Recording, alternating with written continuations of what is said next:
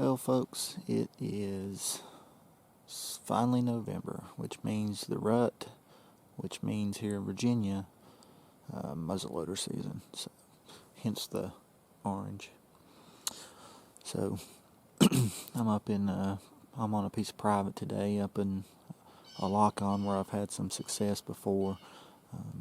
It was super calm. It was about 27, 28 degrees this morning, so it's real cool, crisp morning. Haven't had much action yet. It just has got real good shooting light. So I did hear one walking under my stand this morning in the dark, but like I said, it was too dark. I couldn't tell what it was. But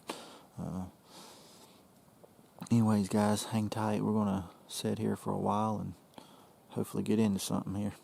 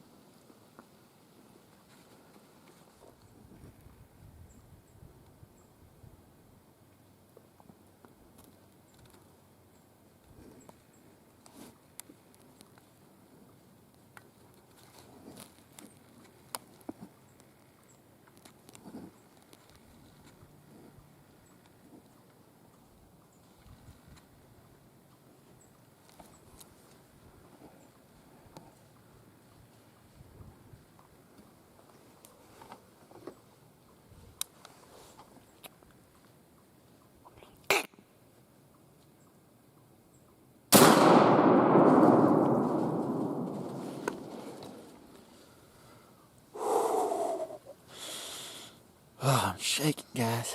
I think I just laid the hammer to a pretty good one. I don't know 100% about the shot. there was a stick or a tree, like a little limb coming off right by the vitals when I shot. I don't think I had the camera pointed in that direction. I had him in frame for a minute, and then he took a couple more steps, and I got more focused on trying to take the shot than get him on camera. I tried to stop him right in the open, and he just took a couple more steps, and man, he looked like he was hit pretty hard when he ran off. He stood over there by a tree for a little bit, and his head was wobbling, it looked like. But then he went over a hill, so I don't know if he went down right there or he kept on walking. I have no idea. So the shot was probably only about, I don't know, 50, 60 yards maybe. So I don't know. I don't feel great about it, but we'll see.